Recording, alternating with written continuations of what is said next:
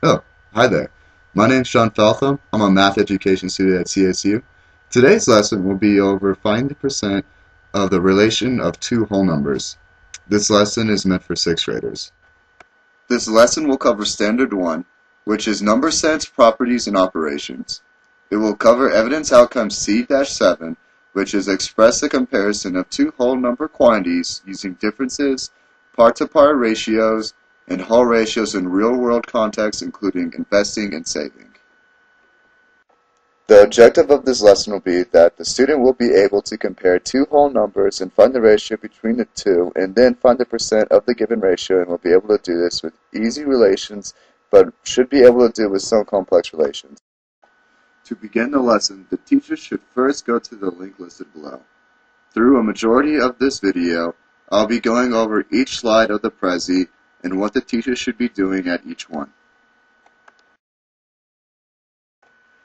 During the warm-up, the teacher should allow the students 15 minutes to solve all three questions.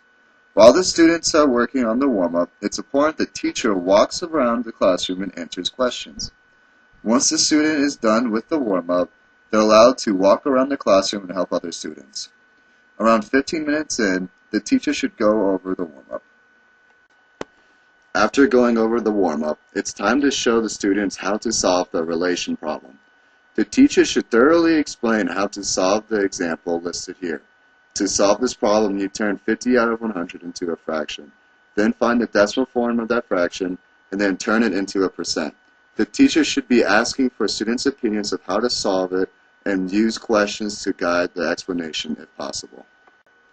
Now that the students have some idea of how to solve for the percent, the teacher should go over this problem by asking students how they would solve it. There should be a question after each step so the teacher can assess multiple students and see how well they understand these problems. With these examples, students should work with the partner next to them and solve these two examples. After students seem to be finishing up these problems, the class should go over these problems together. If they seem to be struggling, go over these problems thoroughly, and instead of asking the question on the second slide, make up your own question.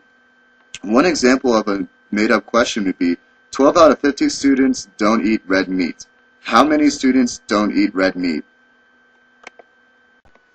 If the students seem to have an advanced understanding and plenty of time left for bingo, they should try to solve this geometry problem with their partner. This is a very complex problem, but that's okay, because math teachers like to watch their students suffer. Just kidding. Anyway, before having them work with their partners, the teacher should explain how to solve for the area of the large triangle and the area of the quadrilateral. Then explain to them how to solve for the percent of the area of the quadrilateral that takes up the area of the big triangle. Once they have this idea down, they should solve for the percent.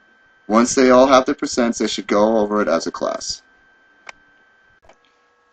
After going through the slides, they can play bingo. The last slide has a hyperlink that the teacher can click on, which takes the teacher to the bingo Prezi. Hand out the bingo cards at this time. While playing bingo, it's a great time for the teacher to assess the students. The problems start off easy, but get much harder near the end. When the majority of the students seem to be struggling, go over each problem as a class. Thank you for watching, and I hope this lesson goes well for you.